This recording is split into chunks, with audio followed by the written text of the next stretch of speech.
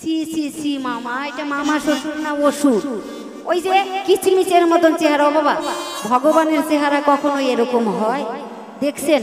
দেখেন তো, অনাদির আদি প্রাণ গোবিন্দ, তাকে দেখলে ভক্তি আসে, শ্রদ্ধা আসে। আর আমার মামা শ্বশুর তো অসুর, বনের শুয়োর। আমার মামা শ্বশুরের মোটে চরিত্র ভালো নাই। কেন বলছি? যখন অভিমন্যু মারা গেল, সবাই যখন কুরুক্ষেত্রের মাঠে গিয়ে একদম ঢলাঢলি কান্নাকাটি গড়াগড়ি করছে, তখন আমার মামা শ্বশুরের চরিত্রটা একবার শুনে নেন। আমার মামা শ্বশুর কি করলো? ঘরে ছিল উত্তরা, বসে কান্নাকাটি করছিল স্বামী হারা মন নিয়ে।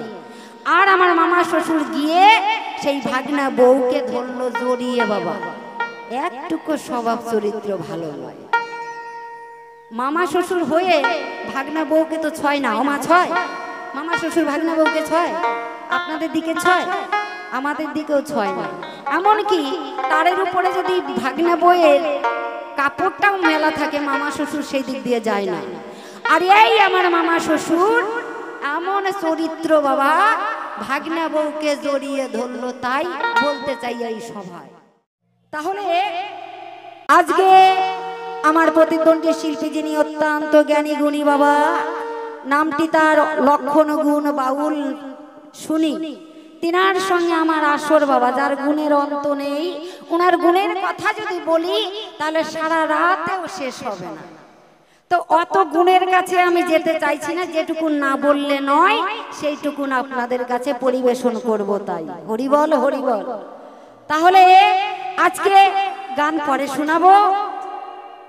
আমি চলে যাচ্ছি কোনো একটা পালা প্রসঙ্গের মধ্যে, কারণ এখানে কতদিন ধরে বাউল গান হয়েছে বাবা, অনেক শিল্পী এসেছে, কিন্তু আমি আসিনি, এবারই প্রথমে এলাম। তাই জানি না কোন কোন পালা গান হয়েছে, আমি বলতে পারবো না। তাই আমি আমার মতন করে একখানা যে কোনো আলোচ্য বিষয় নিয়ে আমি যেতে চাই। তাই আজকে যে আলোচ্য বিষয়, যে আলোচনা করতে চাইছি, মহাভারত থেকে একদিকে ভগবান শ্রীকৃষ্ণ, একদিকে তার ভাগনা বধূ সেই উত্তরা। পালাটা হচ্ছে একদিকে মামা শ্বশুর, একদিকে ভাগনা বউ। বাবা, হবে? বেশ, আপনাদের অনুমতি পাইলেই আমি করব, কেমন? গাইব। আর আপনারা যদি অনুমতি না দেন তাহলে আমার শক্তি নেই। তাই একদিকে হচ্ছে ভাগনা বউ, আর একদিকে মামা শ্বশুর। মামা শ্বশুরটাকে ভগবান অনাদির আদি প্রাণ গোবিন্দ, যিনি আমার মামা শ্বশুর হলেন তিনি। তাই আমার প্রতিপক্ষ শিল্পীকে সেই ভগবান শ্রীকৃষ্ণর ভূমিকার উকিল করে আমি তার ভাগনা বউ, তার মানে অভিমন্যুর বউ হয়ে তার পাশে উকিল হয়ে ওনার কাছে কিছু জানতে চাইবো, যেটা আমি কোনোদিন শুনি নাই, যেটা আমি জানি না, যেটা বুঝি না। তাই আমার মামা শ্বশুর, আমার সেই ভগবানের মুখ থেকে আমি শুনতে চাই। আমার বড় সাধ যে ভগবানের মুখের বাণী যেন আমরা সকলে শুনি। তাই সেই জায়গা দাঁড়িয়ে আমি আমার ভগবানের কাছে, আমার মামা শ্বশুরের কাছে কিছু জিজ্ঞাসা করব। দান যাহা কিছু করব জিজ্ঞাসা দান, উনি সঠিক করে দেবে তার সমাধান। কেমন? তাই মামা শ্বশুরের কাছে আমার প্রথম জিজ্ঞাসা, হে মামা, তুমি তো বিশ্ব ব্রহ্মাণ্ডের মালিক, অন্তর্যামী ভগবান, সৃষ্টির স্রষ্টা তুমি। তাহলে তুমি আমার মামা শ্বশুর, সেই মামা শ্বশুর হয়ে তোমার ভাগনা অভিমন্যু, তোমার ভাগনা অভিমন্যু কেন অল্প বয়সে মারা গেল? তুমি তার মামা হয়ে তুমি তো জানতে যে ওইখানে গেলে পারে আমার ভাগনা মারা যাবে, তাহলে কেন তুমি আগেই তাকে সাবধান করোনি? তাহলে আমি উত্তরা অল্প বয়সে এই যে বিধবা হয়ে গেছি, তাহলে এই জগতে যার স্বামী নেই বাবা, প্রথমে ছোটবেলায় যখন বাবা মার ঘরে মানুষ হই, আমাদের মাথার ছাতা থাকে বাবা মা, সে একজন পুরুষ বা একজন ছেলের হাতে আমাদেরকে বয়স যখন হয় তুলে দেয়, তখন আর বাবা মার কোনো ওখানে গুরুত্ব থাকে না। যার হাতে তুলে দেয় সেই হচ্ছে মালিক। তাহলে যার হাতে তুলে দেবে সেই হচ্ছে আমাদের নারীদের পতি দেবতা, সেই হচ্ছে মাথার ছাতা। বট বৃক্ষের মতন সেই মাথার ছাতাটা দিয়ে সবসময় তার ঘরের বধূকে আগলে রাখে। কিন্তু মামা, তুমি জানো তোমার ভাগনা মারা গেল কেন? কিসের কারণে আজকে আমি স্বামী হারা হয়েছি মামা? তোমার কাছে আমি জানতে চাই। অল্প বয়সে যে মেয়ে, যে নারীর স্বামী নাই, এই জগতে শুধু সেই জানে যে স্বামী হারানোর কি ব্যথা। যার এই জগতে স্বামী নেই, তার বাবা আপন বলতে কেউ নাই। তাই হে মামা, আমি তোমার কাছে জানতে চাই, আমি এই স্বামী মরা ব্যথা নিয়ে আমি কোথায় যাব? তুমি আমায় পথ দেখিয়ে দাও।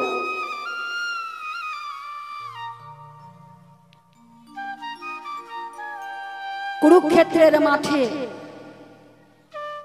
হাজার হাজার সৈন্য গেছিল মারা যুদ্ধ করতে। সেই কুরুক্ষেত্রের মাঠে হাজার হাজার সৈন্যর রক্ত পড়ে আছে, রক্তাক্ত মাঠ। কত মায়ের সন্তান হারিয়ে গেছে, কত মায়ের স্বামী হারিয়ে গেছে, কত মায়ের কত আত্মীয় পরিজন হারিয়ে গেছে সেই কুরুক্ষেত্রের মাঠে গিয়ে।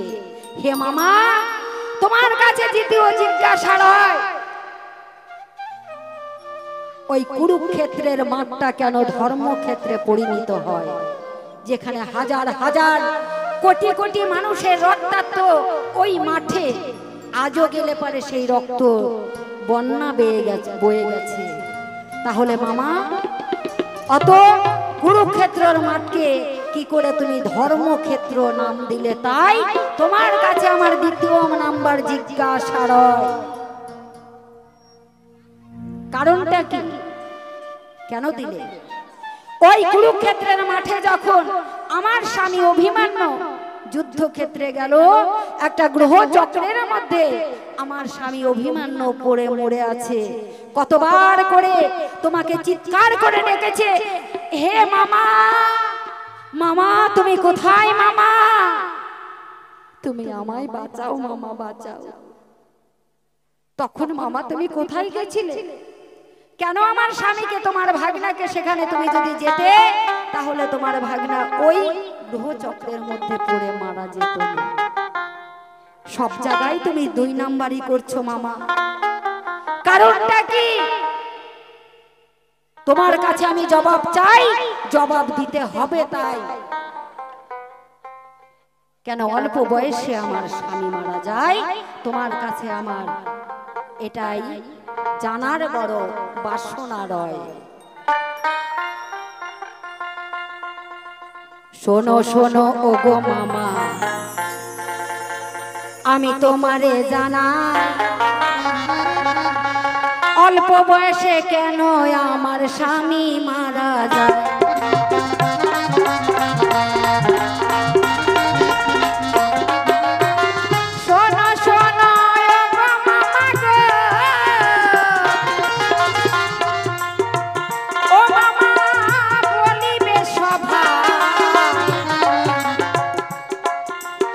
ওই কুরুক্ষেত্রের মাঠকে কেন ধর্মক্ষেত্র বললে বলবে এই সভা?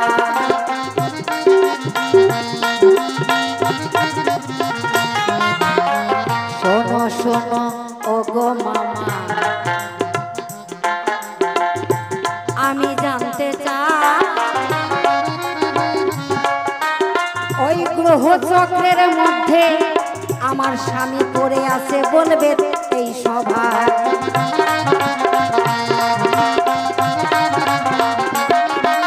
এই জবাবটা তোমার কাছে আমি চাই,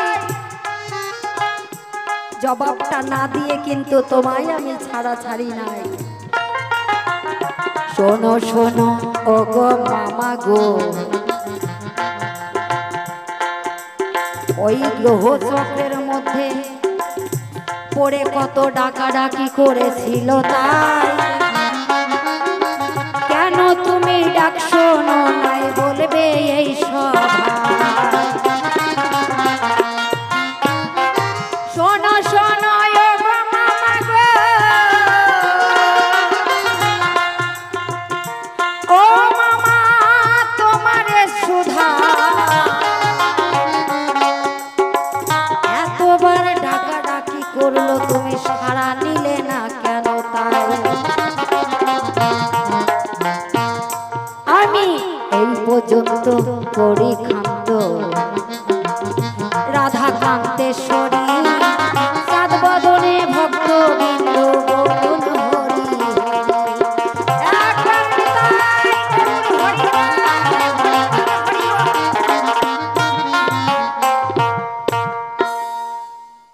তাই অল্প অল্প করে জিজ্ঞাসা রাখবো বাবা, অল্প অল্প করে উত্তরটা চাই, কেমন? বেশি করে যদি প্রথমেই বেশি করে জিজ্ঞাসা রাখি, হয়তো দুটো জিজ্ঞাসার উত্তর দেবে, হয়তো একটা ছেড়ে দেবে, ওই জন্য ছোট ছোট জিজ্ঞাসা ছোট ছোট উত্তর। তাই এবারে যাব সে পালা প্রসঙ্গের ভূমিকায়। তাই আজকে উত্তরা যিনি বিরাট রাজার কন্যা হলেন, তিনি বলি আপনাদের ধারে ঠিক সেখানে দাঁড়িয়ে যা জিজ্ঞাসা করেছে, হে মামা শ্বশুর, তুমি স্বয়ং কৃষ্ণ জনার্দন, তাহলে তুমি কুরুক্ষেত্রের যুদ্ধে থাকাকালীন কেমন করে তোমার ভাগনার হলো মরণ? বলি আপনাদের ঠাই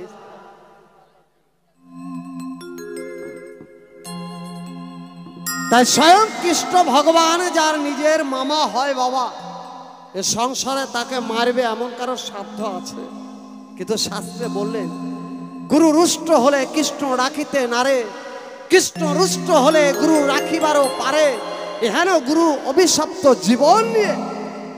শোনো বৌমা, বলি তোমার ধারে আজকে অভিমন্যুকে তুমি স্বামী রূপে পেয়েছো, আসলে এ তোমার স্বামী নয়, তুমি তার স্ত্রী হয়েছ, বিরাট রাজার কন্যা রূপে এসেছ ধরায়, তুমিও প্রকৃতপক্ষে তার স্ত্রী নও। কেন? পূর্ব জন্মে তোমাদের ছিল ভুল, পূর্ব জন্মে তোমরা করেছিলে পাপ, তাই ভগবান তোমাদেরকে করেনি মাপ।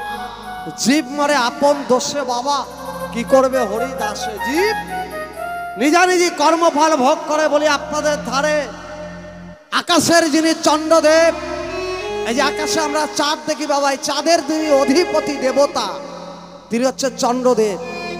সূর্যের অধিপতি যিনি, তিনি হচ্ছে সূর্যদেব। এই চন্দ্রদেব ছিল অপরূপ সুন্দর, আর দেবতাদের যিনি গুরুদেব ছিলেন দেবগুরু বৃহস্পতি, যার স্ত্রীর নাম হচ্ছে তারা দেবী, এই তারাও ছিল অপরূপা সুন্দরী দেখতে। বলি আপনাদের ধারে তাই শিষ্য ছেলের রূপ দেখে গুরুমা তার প্রেমে পড়ে পাগল হয়ে যায়, চন্দ্রের হাত ধরে পালিয়ে যায়।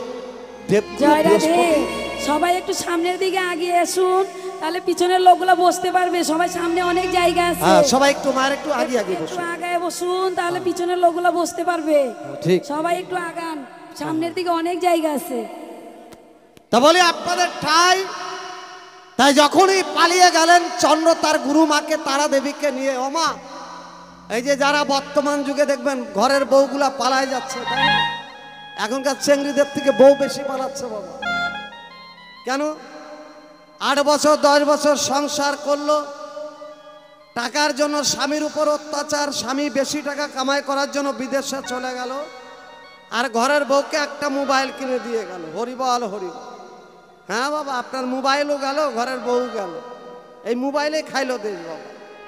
বলে আপনাদের ঠাই ঠিক একই অবস্থা হয়েছিল। তাই চন্দ্রকে বিশ্বাস করতেন বৃহস্পতি তার গুরুদেব, তাই তার আশ্রমে এসে 64 কলা বিদ্যা শিখতে যায় চন্দ্র। তাই চন্দ্র গুরুমার রূপ দেখে পাগল হয়ে গেলেন, অপরূপা সুন্দরী তারা। আর তারা দেবীও শিষ্য ছেলে রূপে পাগল হয়ে তাকে প্রেম নিবেদন করলেন। যখনই চন্দ্র গুরুমাকে হরণ করে নিয়ে পালালেন, সঙ্গে সঙ্গে দেবতাদের কাছে বিচার দিলেন। দেবগুরু বৃহস্পতি বলি আপনাদের ধারে দেবতারা আবার চন্দ্রকে ফিরিয়ে নিয়ে আসলেন, গুরুমাকে গুরুদেবের কাছে ফিরিয়ে দিলেন। ঠিক কিছুদিন পর আবারও চন্দ্র গুরুমাকে নিয়ে পালিয়ে গেলেন। সঙ্গে সঙ্গে গুরুদেব অভিশাপ করলেন, হে চন্দ্র, গুরু মা হলো মা, তাই না? সে কাকিমাই হোক আর পিসিমাই হোক আর গুরু মাই হোক, মা মাই হয়, আর শিষ্য ছেলে মানে ছেলেই হয়। তাই তুই সন্তান হয়ে আমার শিষ্য হয়ে তুই গুরু মাকে করেছিস স্মরণ। যা, অভিশাপ দিচ্ছি, দেবত্বকুল ত্যাগ করে মত্তধামে মনুষ্যকুলে যেতে হবে। বলি তোমার ধারে যখনই অভিশাপ দিলেন, চন্দ্র ক্রোধামৃত হয়ে 7 জন রথীকে নিয়ে গুরুদেবকে আক্রমণ করলেন মারার জন্য।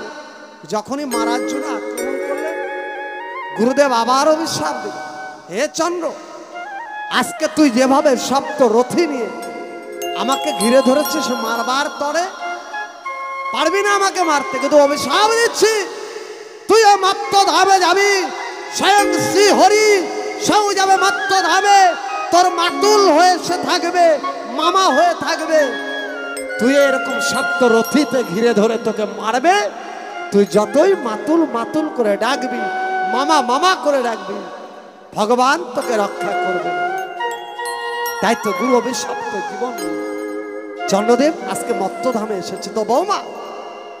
তাই ক্ষণিকের আয়ু নিয়ে চন্দ্রদেব এসেছে। তোমার স্বামী যিনি বৃহস্পতি, তিনি তোমাকে অভিশাপ দিয়েছিল, হে তারা দেবী, আমি তোমার স্বামী, তোমার জীবনে দামি, তুমি স্বামীর ভালোবাসা বুঝলে না, স্বামীকে চিনলে না, স্বামীকে কষ্ট দিলে, স্বামীকে সেবা করলে না। যাও, অভিশাপ দিচ্ছি, তুমিও মত্তধামে যাবে মনুষ্যকুলে। এই চন্দ্রদেবকেই তুমি স্বামী রূপে পাবে। অকালে চন্দ্রদেব যাবে মারা, তুমি অকালে হবে বিধবা, তখন তুমি বুঝবে স্বামী হারার কি যন্ত্রণা। নিতাই গৌর হরিবাল হরিবাল হরি। তা বলে আপনাদের ঠাই তো আজকে সেই চন্দ্রদেব যিনি আজকে অভিমন্যু রূপে স্বয়ং অর্জুনের পুত্র হয়ে ভগবান শ্রীকৃষ্ণের আপন ভাগনা সুভদ্রার গর্ভে জন্মগ্রহণ করলেন ওই অভিমন্যু। তাই কুরুক্ষেত্রের যুদ্ধে সপ্ত রথী মিলে দ্রোণ গ্রহ চক্রের মধ্যে তাকে ফেলে যে চক্রবিহে মারা গেছিল, এই চক্রবিহুটার নাম ছিল সর্পবিহু। বলি আপনাদের ধারে এই বিহু তৈরি করেছিলেন কে? গুরু দ্রোণাচার্য। বলি আপনাদের ঠায় এই যে 7 জন রথী, সপ্ত রথী কারা বাবা? প্রতিনিত্য দিন আমাদের এই দেহের মধ্যেও কুরুক্ষেত্র হয়। আধ্যাত্মিকে যদি দায় যা আছে বিশ্ব ব্রহ্মাণ্ডে অমা, তা সকল কিছু আছে দেহ ভাণ্ডে, তাহলে এই দেহের মধ্যেও কুরুক্ষেত্র যুদ্ধ হয়। তা সপ্তরথী রয়েছে 7 জন রথী। কে কে এই সপ্তরথীকে? গুরু দ্রোণাচার্য, গুরু কৃপাচার্য, অশ্বত্থমা। বলে আপনাদের ঠাই দুর্যোধন, দুঃশাসন, শকুনি রয়েছে, জয়দ্রথ, দুঃশলার যিনি স্বামী, দুর্যোধনের ভগ্নিপতি। এই সপ্তরথী তা আমার এই দেহের মধ্যেও রয়েছে বাবা। কুরুক্ষেত্রের যুদ্ধে অভিমন্যুর মতো আমরাও মারা যাই, প্রতিদিন যুদ্ধক্ষেত্রে মারা যায়, তাই না বাবা? হরিবাল হরিবাল। বলে আপনাদের ধারে তাই সেখানে দাঁড়িয়ে কি কি কারণে, কি কি পাপে মরল, একটা ভুল না, অনেক ভুলে মরেছে। তাই বলি তোমার ধারে তাই সুরছন্দ লাগাই, আজকে বৌমার যা মনের দুঃখ তা প্রকাশ করতে চায়। জয় গুরু।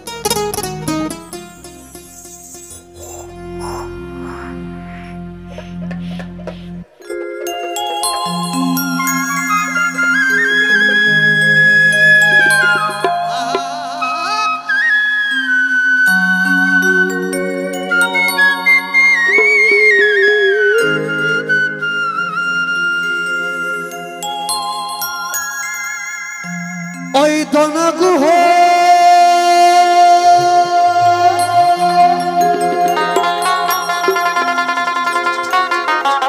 ওই দনগুহ চক্র আছে, ওই দনগুহ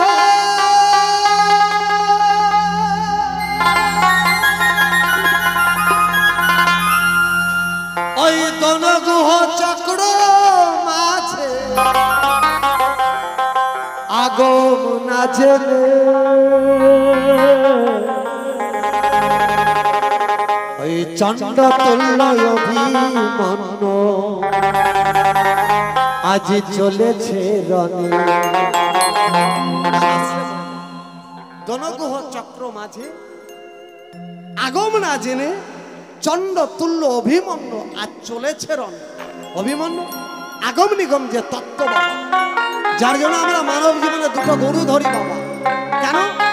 এই দেহকে রক্ষা করবার তো আমরা দীক্ষা মন্ত্র নেই। কেন? দীক্ষা নিলে কি হয় না, দীক্ষা নিলে দেহটা শুচি হয়, আর শিক্ষা মন্ত্র নিলে এই দেহটা সুস্থ থাকে, দাম্পত্য জীবনে সুখী হওয়া যায়। তাই আগম নিগম তত্ত্ব একমাত্র শিক্ষা গুরুর কাছে পাওয়া যায়, যার কাছ থেকে এই আগম নিগম তত্ত্ব জানলে আমরা নিত্যদিন যে কুরুক্ষেত্রের যুদ্ধে যাই বাবা, তাহলে প্রতিদিন এই যুদ্ধে গিয়ে মরতে হবে না, জয়লাভ করে আসবে। অভিমন্যুর মতো প্রাণে মরবে না।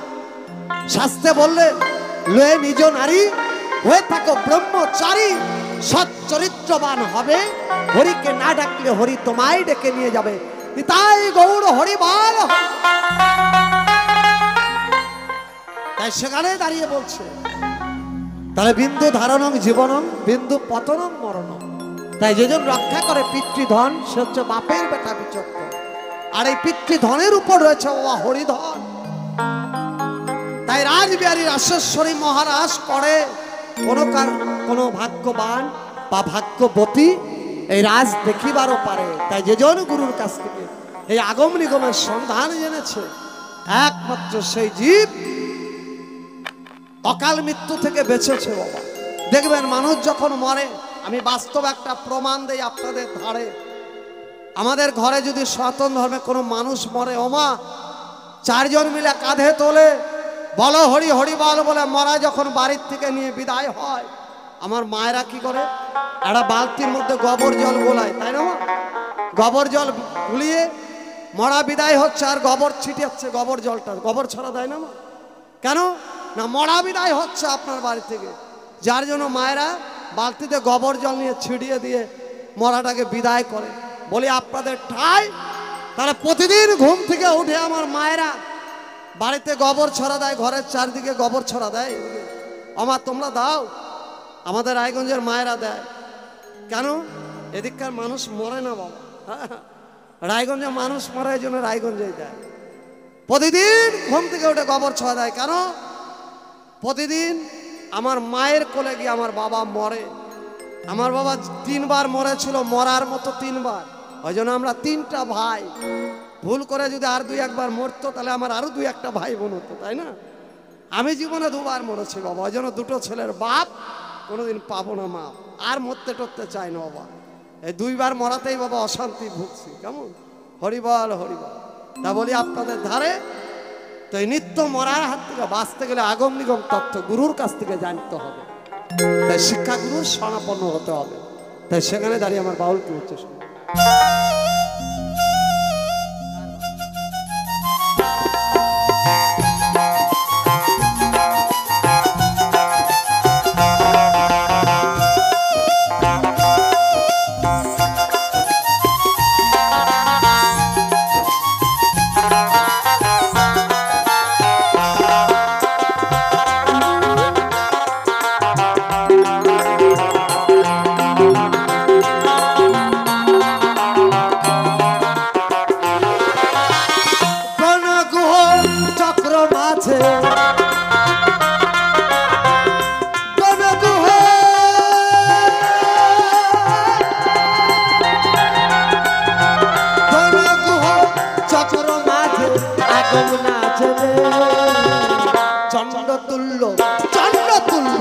চন্দ্রতুল্য অভিমান দিয়েছে রণে, আজি চন্দ্রতুল্য অভিমান মরেছে রণে।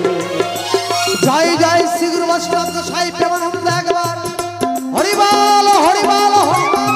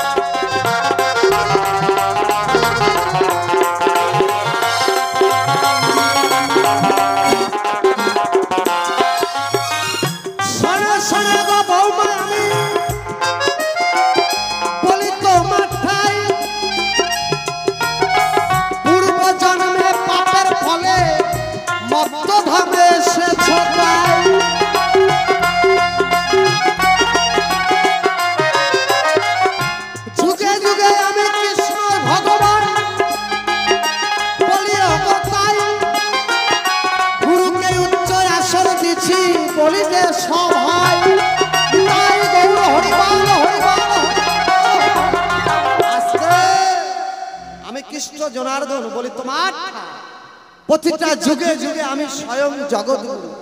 তাহলে আমি স্বয়ং জগৎগুরু হয়ে আমি নিজেও মানুষ রূপে এসেছি, এই ধরায় অবতার হয়েছি। তাহলে আমি ভগবান হয়ে জগৎগুরু হয়ে আমি একটা মানুষ গুরুর সঙ্গ করেছি। কেন?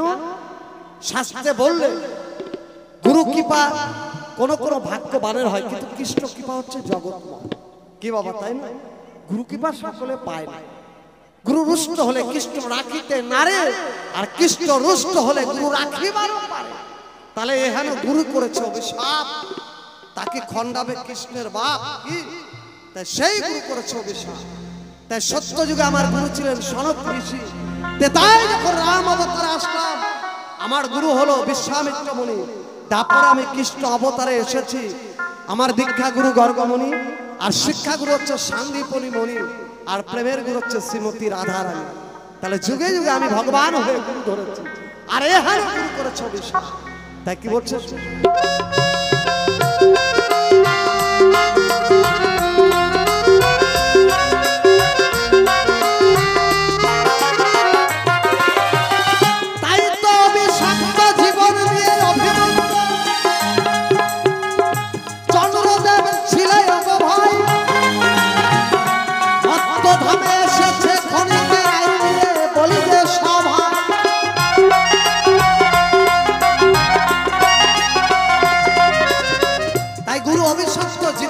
চন্দ্রদেব তিনি আজকে মত্তধামে তিনি অভিমন্যু রূপে এসেছেন, তুমি তাকে স্বামী রূপে পেয়েছো।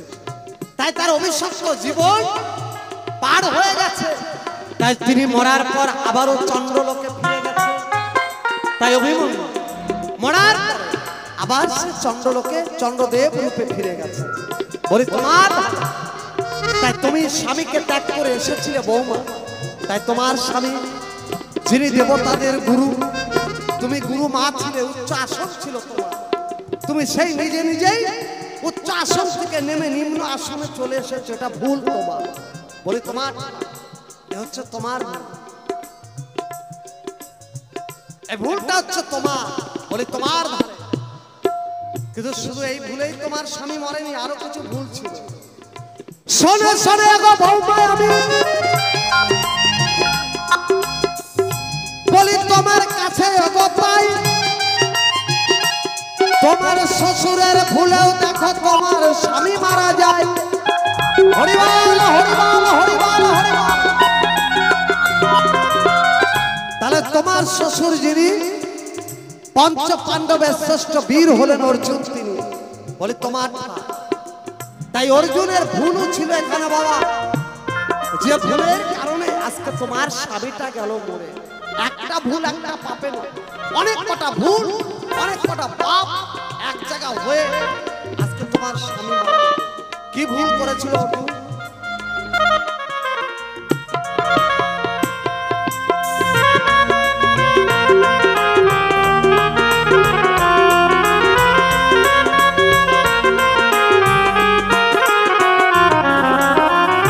নাবালক ছেলের সঙ্গে দেখো অর্জুন,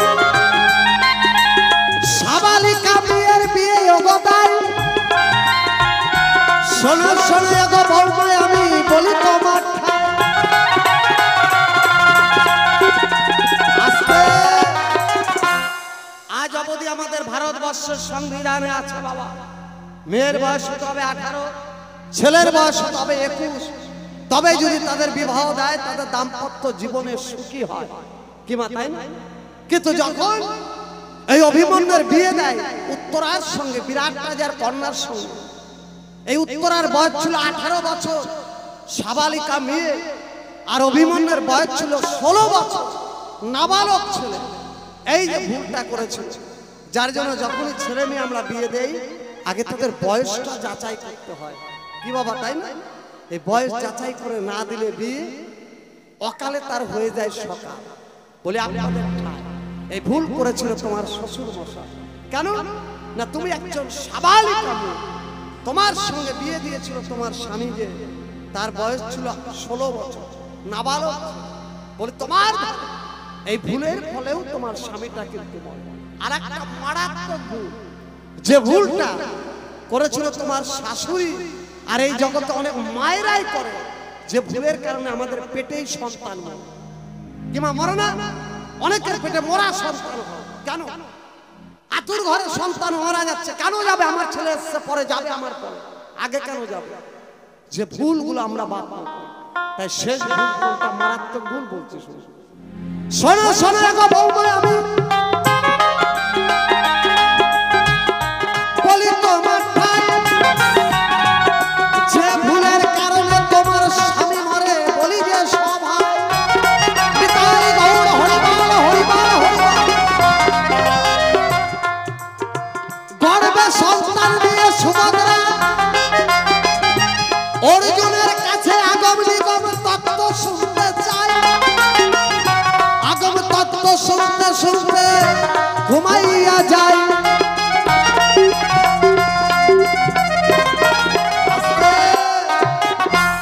এই ভুল কখনো করবা না, যে ভুলের কারণে আমাদের পেটের সন্তানটা অকালে মানে। কি ভুল? সন্তান নেবার সঙ্গে সঙ্গে যদি বাবা মা দুজনই যায় ঘুমিয়ে, তার গর্ভের সন্তান কিন্তু অকাল মৃত্যু ঘটে, অল্প আয়ু নিয়ে পৃথিবীতে থাকে। বলি আপনাদের সুভদ্রা মনে মনে ভেবেছে আমার স্বামী পঞ্চ পাণ্ডবের মধ্যে শ্রেষ্ঠ বীর, আমার স্বামীর থেকে বড় বীর তৈরি করবো আমার সন্তানকে গর্ভের থেকে। তাই সুভদ্রা করেছিলেন না দেরি, তার স্বামী অর্জুনের কাছ থেকে এই গ্রহচক্রের সন্ধান, আগম নিগম তত্ত্বের সন্ধান জানতে চাইলেন। কেন না? যা কিছু মা শুনবে মায়ের মাধ্যম দিয়ে, গর্ভের সন্তান শুনে যা কিছু মা খায় মায়ের মাধ্যম দিয়ে সেই ভিটামিন গর্ভের সন্তান পায়। দেখবেন আমরা গর্ভবতী মায়েদেরকে ভালো মন্দ খাওয়াই, তাই না? আমার খাওয়ান না ভালো মন্দ? কেন খাওয়ান? ভিটামিন যা কিছু মা খাবে সব ভিটামিনই গর্ভের সন্তান পাবে। মা যা কিছু শোনে পেটের সন্তান কিন্তু সব শুনতে পায়। মা যা কিছু দেখে মায়ের মাধ্যমে সন্তান কিন্তু সব দেখতে পায়, কিন্তু আমরা বুঝতে পারি না। বলি আপনাদের ধারে তাই গর্ভের সন্তানকে গর্ভের থেকেই সেই আগম নিগম তত্ত্ব শিখাতে চেয়েছিল সুভদ্রা। তাই অর্জুনের কাছে ধরেছিল একদিন রাত্রে, পাই না ওগো স্বামী, তুমি আমার কথা নেবে, আগম নিগম তত্ত্ব কথা তুমি আজকে আমাকে শোনাবে। কেন? আমি আমার গর্ভের থেকে সন্তানকে বীর বানাতে চাই। তাই আগম তত্ত্ব শুনতে শুনতে সুভদ্রা ঘুমিয়ে গেছে। তাই তো আগম তত্ত্ব শুনতে শুনতে সুভদ্রা ঘুমায়া যে যায়। নিগম তত্ত্ব তাহার গো শোনা নাহি হয়।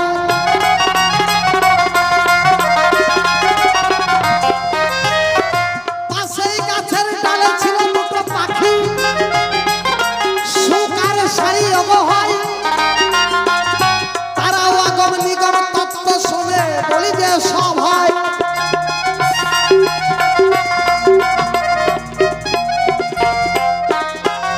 বলি আপনাদের ধারে আগম তত্ত্ব শুনতে শুনতে সুভদ্রা যখন ঘুমিয়ে যায়, ওমা আগম তত্ত্ব শুনতে শুনতে সুভদ্রা যখন ঘুমিয়ে গেলেন, সঙ্গে সঙ্গে তার গর্ভের সন্তানও ঘুমিয়ে গেল। বলি আপনাদের কাছে ভালো, পাশে গাছের ডালে ছিল সুতার শাড়ি।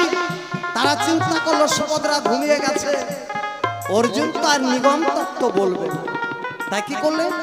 অর্জুনের কণ্ঠস্বর নকল করে, সুভদ্রার কণ্ঠস্বর নকল করে সুখ সারে দুজন মিলে হুঙ্কার করা ধরলেন জোরে জোরে।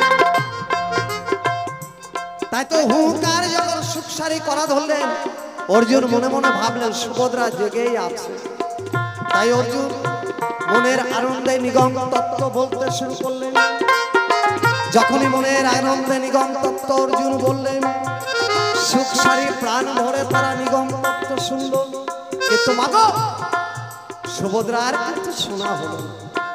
তাই সুভদ্রা শোনেনি জন্য তার গর্ভের সন্তানেরও শোনা হলো। বলে আপনাদের ধারে তাই সুভদ্রা শোনা হয়নি কেন? অভিমন্যু কিন্তু শুনতে পায়। তাই যদি সপ্তরথীতে ঘিরে ধরলো এই গ্রহ চক্রের মধ্যে, অভিমন্যু সেই গ্রহ চক্রে ঢোকার সন্ধান আগম তত্ত্ব, কিন্তু যুদ্ধ করে জয়লাভ করে বেরিয়ে আসতে হবে, এই নিগম তত্ত্বটা জানতে। তাই এটা যদি আমরা আধ্যাত্মিকে যাই, শিক্ষা ধরে নিত্যদিন আমরা কুরুক্ষেত্রে যুদ্ধে যাই, গ্রহ চক্রের মধ্যে ঢুকি বাবা। হ্যাঁ, আমরা যুদ্ধ করতে যাই, কিন্তু যুদ্ধে গিয়ে প্রতিদিন মারা যায়। জয়লাভ করে অর্জুনের মতো জয়লাভ করে আসতে পারে না, অভিমন্যুর মতো মৃত্যু বরণ করতে হয়। কেন না? আমরা নিগম তত্ত্বটা জানি না, এই জন্য একটা গুরু ধরতে হবে। এই তো তোমার কথার জবাব, কথাই দিতে গেল প্রেমানন্দে ভক্তবৃন্দ সবাই হরি হরি বলো, হরি বলো।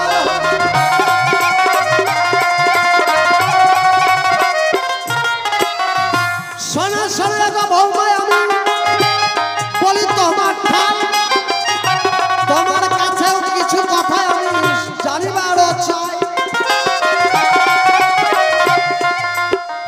তাহলে বৌমা তোমার তো খুশি হওয়ার কথা, কারণ আজকে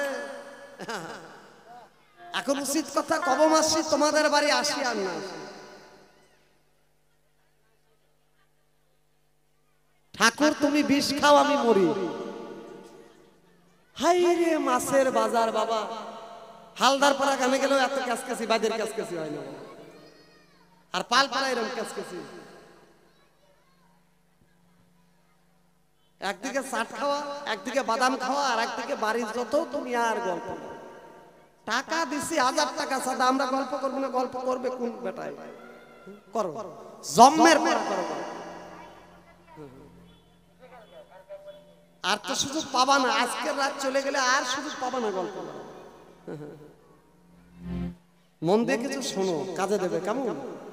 আমি আগেই বলেছি সারা জীবন ভালো মন্দ খাইবা আর পায়খানার ট্যাঙ্কি ভর্তি আগে ধুয়ে দুনিয়া থেকে যাবা, কিছু লাভ হবে না এতে ছাতা।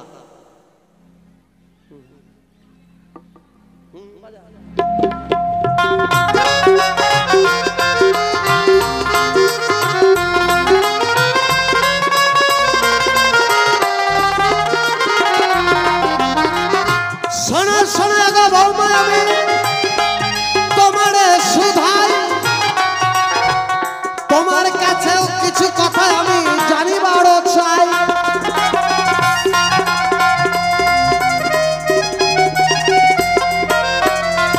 তোমার শ্বশুর অর্জুনকে কেন সব্যসাচী বলায় হয়? অর্জুন একদিন দেখো গো হিজড়া সেজেছিল ভাই।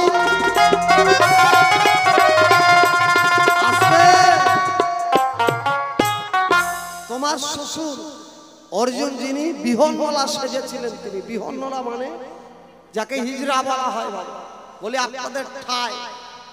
তো তুমি তো তোমার শ্বশুরের রূপ গুণ দেখে পাগল হয়ে তাকে প্রেম নিবেদন করেছিল, তাকে স্বামী রূপে পেতে চেয়েছিল অর্জুন। তো এতে তো তোমার স্বামী মরে যায় খুশি হওয়ার কথা। এক স্বামী গেছে আর এক স্বামী রেডি, বলি তোমার বলবে। তাহলে এই যে তুমি যে শ্বশুর মশাইকে ভালোবেসেছিলে, তাকে বিয়েও করতে চেয়েছিলে, হ্যাঁ, এই অভিমন্যুকে বিয়ে করার আগে প্রথম প্রেম নিবেদন করে আমার বৌমা ভালো বাবা, সতী মায়ের মেয়ে না বাবা, এর মাও ছিল সতী নারী।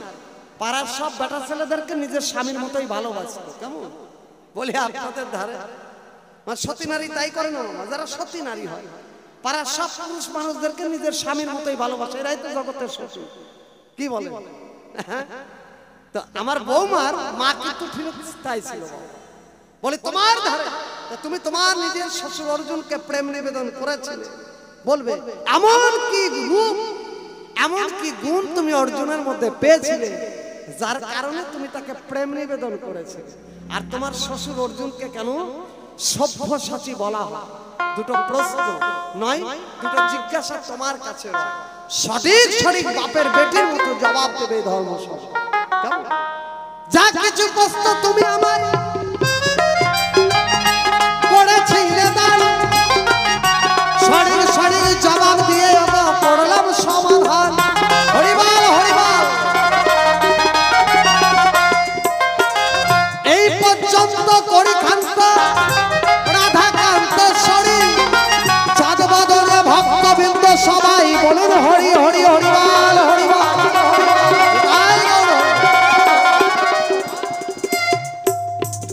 তাহলে প্রথমবারে এখানে রাখি, যেন আমার বিয়ানের বেটি বৌমা যেন না দেয় ফাঁকি, তাই না? আজকে ভাগনা বউ মানে বিয়ানের বেটি যেন না দেয় ফাঁকি। জয় গুরু জয় হরিবল। শোনো শোনো ও গো মামা, আমি তোমারে জানাই, যাহা কিছু এই সভায় করে গেলে দা।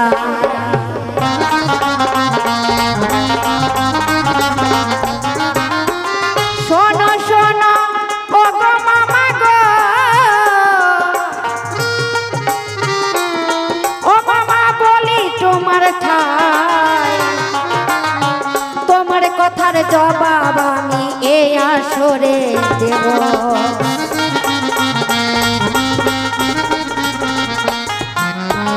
তুমি মামা বললে ওগো,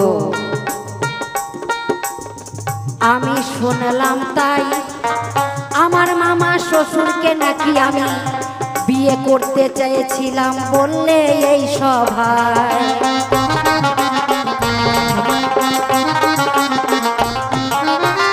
একদিন উত্তরা যখন ছোট ছিল বাবা, আমার শ্বশুর অর্জুন বিরাট রাজার আমার বাবা সেখানে গিয়ে ওই উত্তরাকে নাচ গান শিখাতো, প্রতিদিন যেত নাচ গান শিখাতে উত্তরাকে। তখন কি করলো, অর্জুন তো খুব দেখতে সুন্দর, অপরূপ সুন্দর, তখন ওই গান শিখাতে শিখাতে উত্তরাকে গান শিখাতে শিখাতে উত্তরার মনে মনে একটা লোভ হলো, একটা বাসনা জাগলো। উত্তরা মনে মনে তখন ভাবতে থাকলো বাবা, ভাবতে ছিল, কোনোদিন সেটা প্রকাশ করেনি। আমার শ্বশুর অর্জুনকে কোনোদিন প্রকাশ করেনি, মনে মনে ভাবতো যে ইনি যদি আমার স্বামী রূপে ওনাকে যদি পেতাম তাহলে আমার এই নারীকুলে জীবনটা ধন্য হয়ে যেত। ওনার রূপ যৌবন দেখে ওই প্রতিদিন নাচ গান শিখাতে যেত, আর প্রতিদিন উত্তরা মনে মনে এটা ভেবেছিল বাবা। একদিন মনে মনে ভাবতে ভাবতে একদিন প্রকাশ করে দিল যে আমাকে যদি আপনি বিবাহ করতে চান, বিবাহ আমাকে যদি আপনার ভালো লাগে, তাহলে আমি আপনাকে গলায় মালা পরাতে চাই, মানে বিবাহ করতে চাই। তখন আমার শ্বশুর অর্জুন বলল, দেখো দেখো উত্তরা, আমার বয়সী ছেলে আছে, আমার ঘরে স্ত্রী আছে, আমার ঘরে আমার এক ছেলে আছে, তো তুমি যে কথা ভাবছো, যেটা তুমি বলছো, সেটা তোমার বলা উচিত নয়, কারণ আমার ঘরে ছেলে আছে, আমার ঘরে স্ত্রী আছে। আর উত্তরা কখনোই জানতো না যে ওই অর্জুনের বিবাহ হয়েছে বা ওনার ঘরে ছেলে আছে, এটা উত্তরা কখনোই বুঝতে পারেনি। সেই জন্য মনে মনে ভেবেছিল যে ওনাকে যদি আমি স্বামী রূপে পেতাম তাহলে আমার এই নারীকুলে জীবনটা ধন্য হয়ে যেত। যখন আমার শ্বশুর অর্জুন বলল, তুমি এই কথা ফিরিয়ে নাও, আমি তোমাকে বিয়ে করতে পারবো না, কারণ আমি চাইলে, তুমি যদি চাও তাহলে আমার ঘরে ছেলে আছে, নাম অভিমান্য, আমি তোমাকে আমার বাড়ির পুত্র বধূ করে নিয়ে যেতে চাই, তুমি যদি চাও তাহলে আমার ছেলের বউ করে তোমাকে আমি নিয়ে যেতে চাই ঘরে, কিন্তু আমি বিয়ে করতে পারবো না। তখন তো বাবা উত্তরা ছোট ছিল, ওই তো জানতোই না যে ওনার ঘরে ছেলে আছে, অভিমান্য বড় ছেলে আছে, ওনার ঘরে স্ত্রী আছে, এটা তো না জেনে উনি বলেছিল। জানার পরে তো আর সেই আবদার করেনি, তাই না? তাহলে মামা তোমার এতটাই মানে খারাপ লেগেছে যেটা তুমি এই সারা পালপাড়ার মানুষকে জানাচ্ছ যে আমার ভাগ্নে বউ মামা শ্বশুরকে বা নিজের শ্বশুরকে বিয়ে করতে চেয়েছিল। ছি ছি ছি মামা, তোমার এরকম অভ্যাস, তুমি আমাকে ঘরে গিয়ে বলতে পারতা যে বৌমা তোমার এটা বলা ঠিক হয়নি, কি বাবা, তাই তো মা? এটাই তো সত্যি। তা না করে আমার মামা শ্বশুর সারা পালপাড়ার মানুষকে মাইক্রোফোন মুখে নিয়ে স্টেজের উপরে বলছে যে আমার বৌমার চরিত্র মোটেই ভালো ছিল না, তিনি নাকি ওনার শ্বশুর অর্জুনকে বিয়ে করতে চাইছিল। বলুন তো এটা কি ঠিক করেছে আমার মামা শ্বশুর? এটা মোটেই ঠিক করেনি। কারণ অর্জুন যখন গান শেখাতে যেত তখন ও অজান্তে উত্তরা অজান্তে ওইটা বলে দিয়েছিল, জানার পরে কিন্তু আর বলেনি। তাহলে এটা উত্তরা ভুল করেছে বা অজান্তে ওর বয়স হয়নি, সেই জন্য ওইটা আশা করেছিল। তাই তুমি মাইক্রোফোন নিয়ে বলবে পাড়ার লোকের কাছে? সি সি সি মামা, এটা মামা শ্বশুর না অসুর। ওই যে কিচমিচের মতন চেহারা, বাবা ভগবানের চেহারা কখনো এরকম হয়? দেখছেন, দেখেন তো, অনাদিরাদি প্রাণ গোবিন্দ, তাকে দেখলে ভক্তি আসে, শ্রদ্ধা আসে। আর আমার মামা শ্বশুর তো অসুর, বনের শুয়োর। আমার মামা শ্বশুরের মোটে চরিত্র ভালো নাই। কেন বলছি? যখন অভিমন্যু মারা গেল, সবাই যখন কুরুক্ষেত্রের মাঠে গিয়ে একদম ঢলাঢলি কান্নাকাটি গড়াগড়ি করছে, তখন আমার মামা শ্বশুরের চরিত্রটা একবার শুনে নেন। আমার মামা শ্বশুর কি করলো? ঘরে ছিল উত্তরা, বসে কান্নাকাটি করছিল স্বামী হারা মন নিয়ে। আর আমার মামা শ্বশুর গিয়ে সেই ভাগনা বউকে ধরলো জড়িয়ে। বাবা একটুকু স্বভাব চরিত্র ভালো নয়। মামা শ্বশুর হয়ে ভাগনা বউকে তো ছয় না, ওমা ছয়। মামা শ্বশুর ভাগনা বউকে ছয়? আপনাদের দিকে ছয়, আমাদের দিকেও ছয় না। এমনকি তারের উপরে যদি ভাগনা বউয়ের কাপড়টাও মেলা থাকে, মামা শ্বশুর সেই দিক দিয়ে যায় না। আর এই আমার মামা শ্বশুর এমন চরিত্র, বাবা ভাগনা বউকে জড়িয়ে ধরলো। তাই বলতে চাই এই সভায়, তাহলে উনি আবার আমার মায়ের নাম দিছে, আমার মার নাকি চরিত্র ভালো ছিল না। আবার তা বলেছে তুমি উত্তরা, তোমার চরিত্রও ভালো না, তুমি তোমার শ্বশুরকে, নিজের শ্বশুরকে বিয়ে করতে চাইছো। শোনো শোনো ও গো মামা, তোমারে বলি,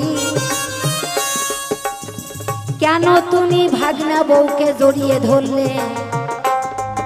এই সবাই জানতে চায়।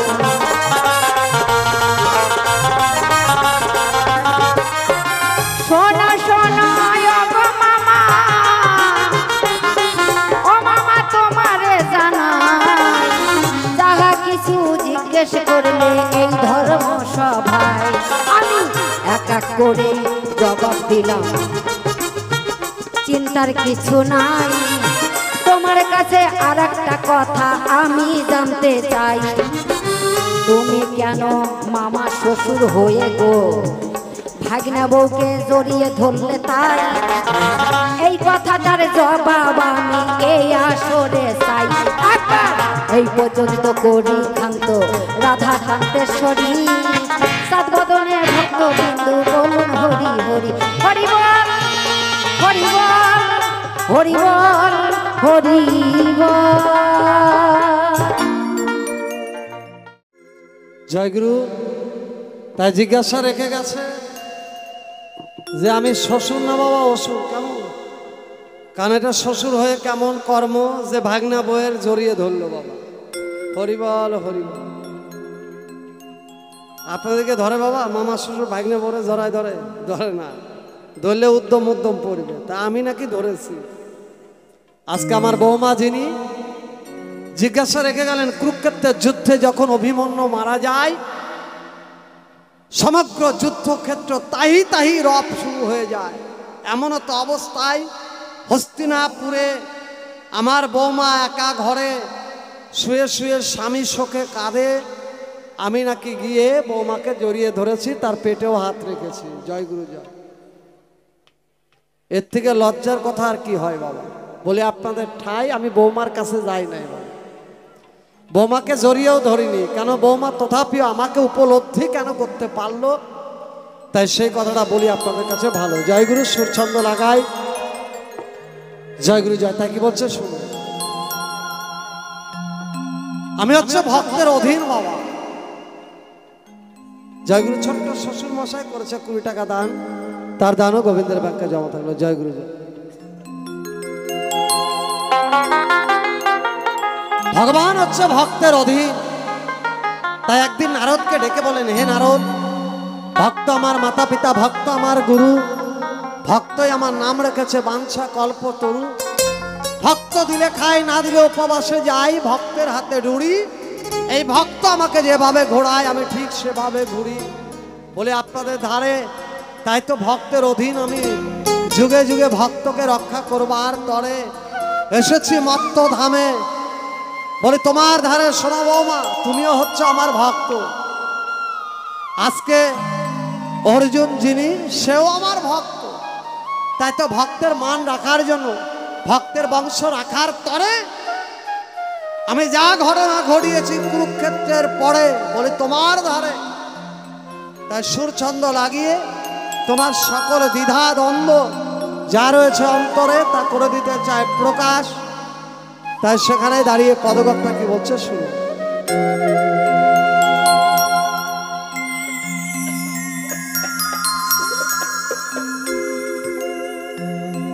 ও যিনি ছোট হয়ে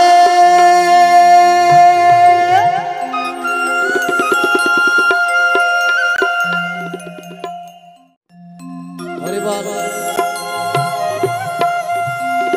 তা সে জায়গায় দাঁড়িয়ে আমার ও যিনি ছোট হয়ে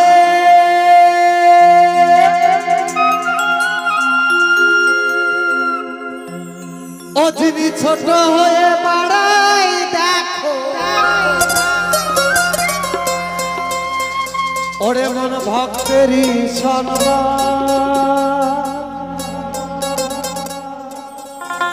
ভক্তাধীন রে পাবো, সেই তো ভগবান। ভগবান সামান্য তাই সেখানে দাঁড়িয়ে আমার পদকর্তা কলম দেখে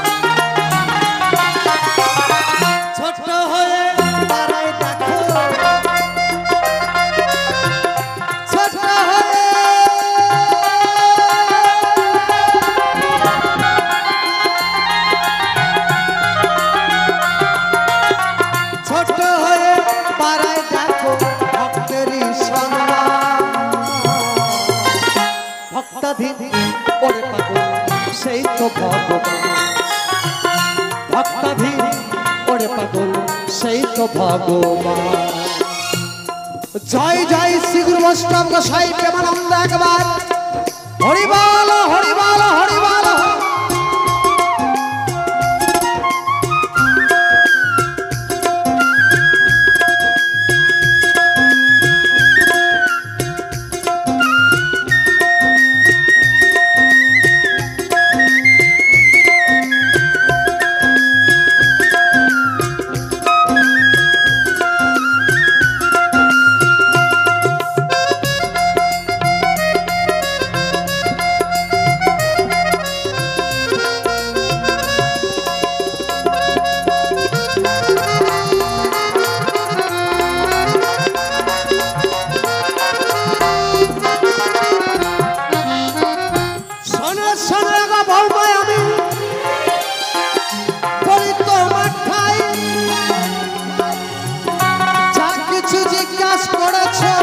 জবাব দিব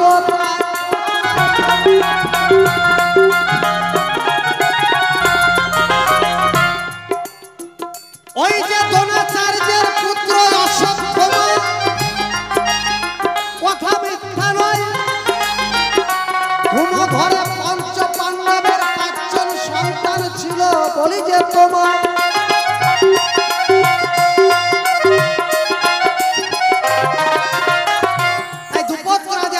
দ্রৌপদীকে বিয়ে করেছিলেন অর্জুন। বলি আপনাদের ধারে স্বয়ংবর সবাই তিনি তার শক্তি পরীক্ষা করে দ্রুপদ কন্যা দ্রৌপদীকে বিয়ে করেছিলেন। বলি আপনাদের ধারে এই দ্রৌপদীর গর্ভে 5টা ছেলে হয়।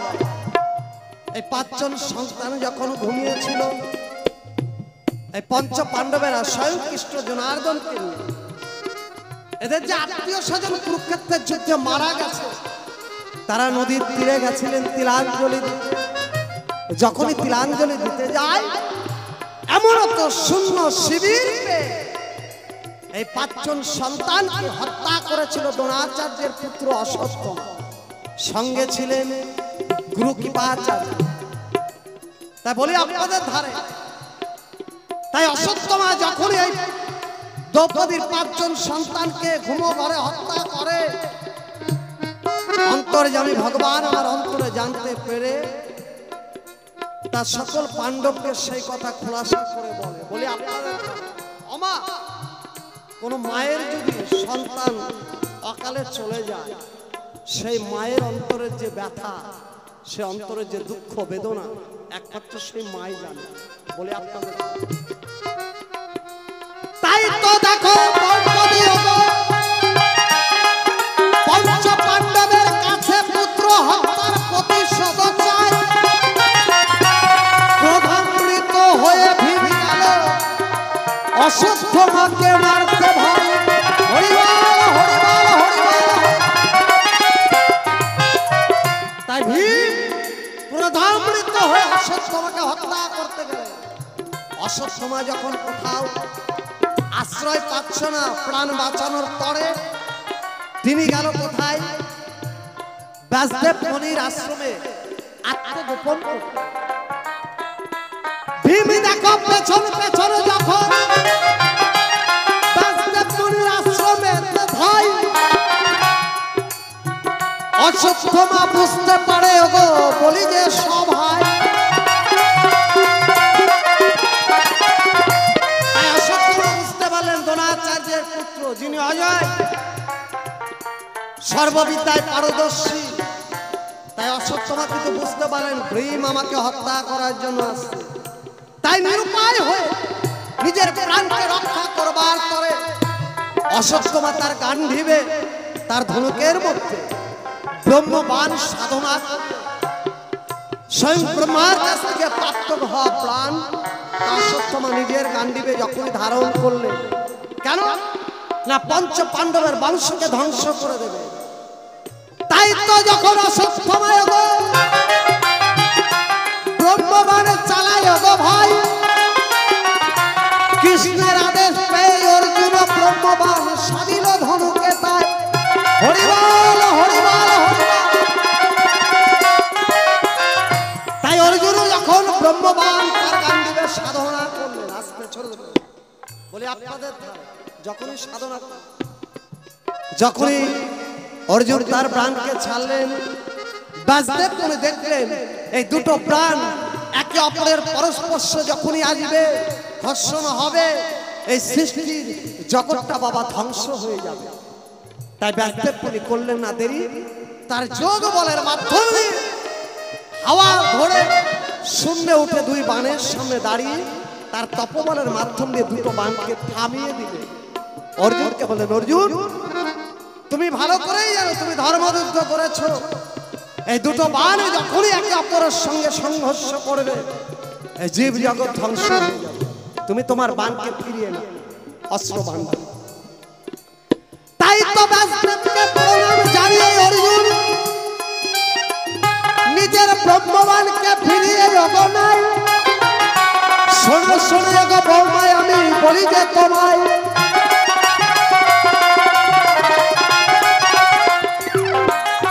কিন্তু যখন অশ্বত্থামাকে বললেন, অশ্বত্থামা সে তো অধর্মের আশ্রয় নিয়েছে বাবা বলে আপনাদের ধারে। তাই ব্যাসদেব মুনির কাছে মিথ্যা কথা বললেন, হে গুরুদেব, হে ভগবান ব্যাসদেব, আমি এ বাণ চালাতে জানি কিন্তু বাণকে ফিরাতে জানি না। হ্যাঁ, আমি বাণের দিশাটা ঘোরাতে জানি। বলছে যেখানে প্রাণহীন রয়েছে এই জগতে, যেখানে কোনো প্রাণ যাবে না, এমন একটি নিষ্প্রাণহীন জায়গাতে তুমি এই বাণকে ঘুরিয়ে দাও। কিন্তু অশ্বত্থামা বদমাইশি করে ছলনা করে বাণটা হস্তিনাপুরের দিকে পাঠিয়ে দিলে।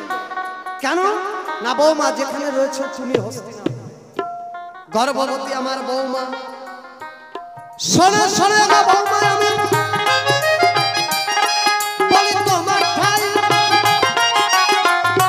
গর্ভ যন্ত্রণায় কাতর তুমি বলি যে সভাই।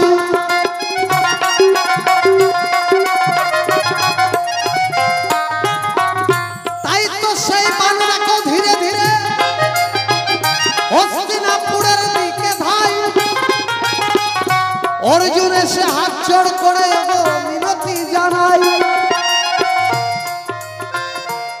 অর্জুন হাত জোড় করে বলেন, হে কৃষ্ণ জনার্দন, তুমি সর্ব কারণের কারণ,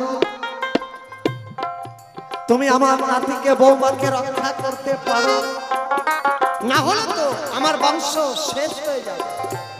কারণ আমার বৌমার গর্ভে যে সন্তান রয়েছে তিনি হবে হস্তিনাপুরের ভাবী রাজা, ধার্মিক রাজা হবে, নাম হবে যার পরীক্ষিত।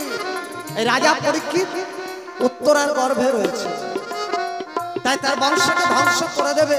অসৎসময়ে চিন্তা করেছে অমা বলে আপনাদের ধারে, তাই কি করলেন, সঙ্গে সঙ্গে আমি কৃষ্ণ জনার্দন বলি ওগো তাই সুদর্শনকে স্মরণ করি, বলি যে সভাই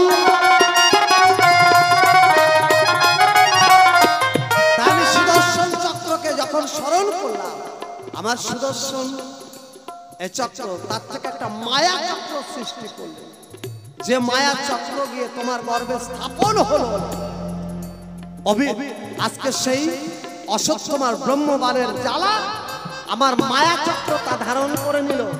এই বানের জ্বালা থেকে তোমাকে আর তোমার গর্ভের সন্তানকে রক্ষা করল। বলি আপনাদের এই জগতের কোনো ভক্ত যদি আমার পায়ের নুপুর ধরে, আমার চরণের নুপুর যদি কোনো ভক্ত স্পর্শ করে, তাতে মনে হবে আমাকেই স্পর্শ করেছে। যদি কেউ আমার বস্ত্র স্পর্শ করে বা আমার বস্ত্র কারো অঙ্গে যায়, সে উপলব্ধি করবে স্বয়ং কৃষ্ণ তাকে জড়িয়ে ধরে আছে। তাই আমার মায়া চক্র গিয়েছিল তোমার গর্ভে স্থাপন হয়ে তোমাকে রক্ষা করবার, বলি বৌমা তোমার ধারে। তাই তুমি উপলব্ধি করেছিলে যে আমি তোমার কাছে গেছি না, কোথাও আমাকে যেতে হয়। কোন ভক্ত যেখানেই বিপদে পড়ুক, যদি একবার প্রাণ খুলে আমাকে স্মরণ করে, আমার মায়া শক্তি তাকে রক্ষা করে। এজন্য বলুন কৃষ্ণ কৃপা জগৎময়। কৃষ্ণের কৃপা কোথাও বাকি নাই। ভগবান যা কিছু করে সর্বকর্মের মধ্যে কারণ লুকিয়ে রয়েছে, কারণ ছাড়া কিছু করে না। তাই তো মায়া চক্রের সন্ধান তুমি বুঝতে পারোনি বৌমা, তাই আমাকেই ভেবে নিয়েছো তুমি, বলি যে সভাই তাই গৌর হরিবাল হরিবাল। শোনো শোনো গো বৌমা, আমি বলি তোমার ঠাই যা কিছু জিজ্ঞাসা করেছিলে জবাব দিলাম তাই। আস্তে আমাদের শাস্ত্রে আর রয়েছে আজও, বা আমাদের সমাজেও রয়েছে, যদি মামা আগে মরে ভাগনাকে তেরাত্রি পালন করতে হয়, তাই না? 3 দিন মানতে হয়, মান্না তেরাত্রি। আর ভাগনা যদি আগে মানে মরে, তাহলে মামাকেও কিন্তু 3 রাত্রি তেরাত্রি পালন করতে হয়। এদিকে হয় বাবা, করে আপনাদের দিকে করে, আমাদের ওদিকে করে কিন্তু বাবা। মামা যদি মারা যায় ভাগনা 3 দিন পালন করে, ভাগনা মরলেও মামাকে তাই করতে হয়। দেখবেন ভাগনার গায়ে মামা কখনো হাত দেয় না, যতই অন্যায় করে। হয়তো মুখে 2 কথা বলতে পারে, কিন্তু গায়ে হাত দেয় না। কেন না, ভাগনার কাছে আগে জলটা পায়। বলে আপনাদের ঠাই, তা আমার ভাগনা অভিমন্যু আজকে গেছে মারা, বলে আপনাদের ধারে। তাই ভাগনার দেহের সব কাজ করতে হবে, কুরুক্ষেত্রের যুদ্ধ শেষ হয়, তাই অভিমন্যুর দেহের সব কাজ করতে হবে, বলে আপনাদের ধারে। তাই যুদ্ধ করে রাজকোষ আজকে হারিয়ে ফেলেছে, তাই রাজকোষ হয়েছে খালি। তাহলে রাজার তনয়, রাজার পুত্র, তার দেহকে দাহন করতে হবে, চন্দন কাঠ আর ঘি লাগবে, বলে আপনাদের ধারে। আজকে অভিমন্যুর দেহের সব কাজের জন্য যে কোনো একজন মা, যে কোনো একজন বাবা, বেশি না 100টা টাকা দেবে বাবা। কেমন আস্তে আমা, তোমাদের গর্ভে তো সন্তান রয়েছে, ঘরেও সন্তান আছে অভিমন্যু, সব মায়ের কাছে অভিমন্যু আছে। তাই তোমাদের অভিমন্যুর দীর্ঘ আয়ু যেন নিয়ে এই পৃথিবীতে থাকে, নিজের সন্তানের মঙ্গল কামনার্থে, নিজের স্বামীর দীর্ঘ আয়ু কামনার্থে যে কোনো মা, যে কোনো বাবা তার সন্তানের দীর্ঘ আয়ুর জন্য আজকে অভিমন্যুর দেহের সৎ কাজের জন্য বেশি না 100 টাকা দেবে। আর এই দানটা আমরা কমিটির তহবিলে তুলে দেবো। আসুন দেখি কেউ আছেন ভাগ্যবান যে নিজের সন্তান যেন পৃথিবীতে অকাল মৃত্যু না হয়, অভিমন্যুর মতো যেন অকালে না মরে। আজকে অভিমন্যুর দেহে সৎ কাজের জন্য আজকে আমি কিছু করব দান। আমার দেখো মহাভারত থেকে আলোচনা, আমরা গীতা পাঠ ভাগবত পাঠ শুনতে গেলে কিছু দক্ষিণা দেয়, তাই না? তো আজকে ঠিক সেই মহাভারত থেকেই আলোচনা। তা আপনাদের কাছে যে কোনো একজন মা পরম ভক্ত আসবেন, যে কোনো একজন বাবা আসবেন, তাড়াতাড়ি দেরি করা যাবে না। আমাদের পরে পরবর্তী শিল্পী, আজকে আরো নতুন শিল্পী রয়েছে ফারাক্কা থেকে আগত দেবকুমার দাস বাউল, সঙ্গে রয়েছেন মালদা জেলার সুকন্ঠী গায়িকা ভাগ্যপ্রিয়া দাসী। এক মা জননী করেছে 20 টাকা দান, তারে দান যেন পার ঘাটার করি হিসাবে ভব পারে একদিন পারে দিতে পারে। জয় গুরু জয়।